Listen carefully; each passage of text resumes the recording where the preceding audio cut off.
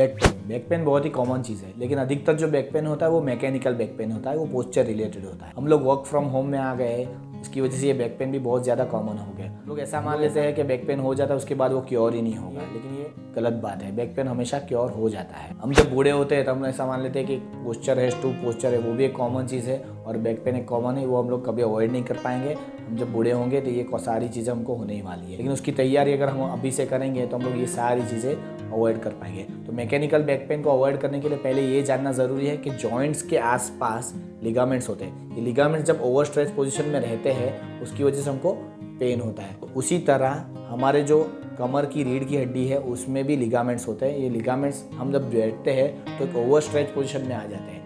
तो लिगामेंट लंबे समय तक ओवर स्ट्रेच पोजीशन में आ जाते हैं तो आसपास के मसल्स भी वीक होने लग जाते हैं और हमें पेन होने लग जाता है। तो ये पेन अवॉइड करने के लिए क्या करें?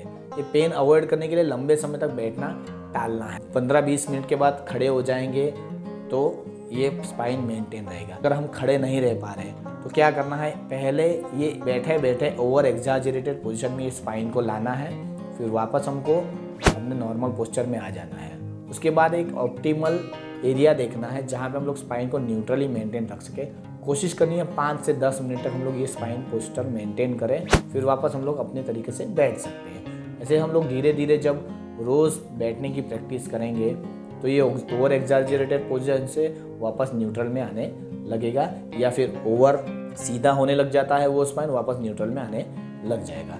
ये प्रैक्टिस से धीरे धीरे आ जाता है। स्टैंडिंग में उसी तरह हम लोग जब खड़े रहते हैं तो लंबे समय तक खड़े नहीं रहना है। अगर लंबे समय तक खड़े रह रहे तो उसके बाद एक ओवर एग्जैजरेटेड पोजीशन में आ जाना है, फिर वापस हमारे न्यूट्रल स्पाइन पोजीशन में आ जाना है। उसी तरह हम लोग पेन अवॉइड कर पाएंगे। जब हम लोग खेल कूद करते हैं या रनिंग करते हैं उसके बाद हम लोग क्या करते हैं? तुरंत ही बैठ जाते हैं। तो तुरंत बैठना नहीं है। तुरंत बैठ जाएंगे तो क्या है, स्पाइन का जो कर्वेचर है वो चला जाएगा, उसकी वजह से हमको पेन हो सकता है। तो खेलने के बाद थोड़ी देर खड़े रहिए और फिर जब भी बैठ रहे हैं तो न्यूट्रल स्पाइन पोस्चर में बैठे। उससे क्या होगा, हम लोग ये रनिंग या खेल कूद के बाद जो बैक पेन हमको हो जाता है वो अवॉइड कर पाएंगे। जब हम लोग को खांसी आती है तभी भी कई बार हम लोगों को बैक पेन हो जाता है। तो खांसी आते समय क्या करें? झुक के खांसी ना लें।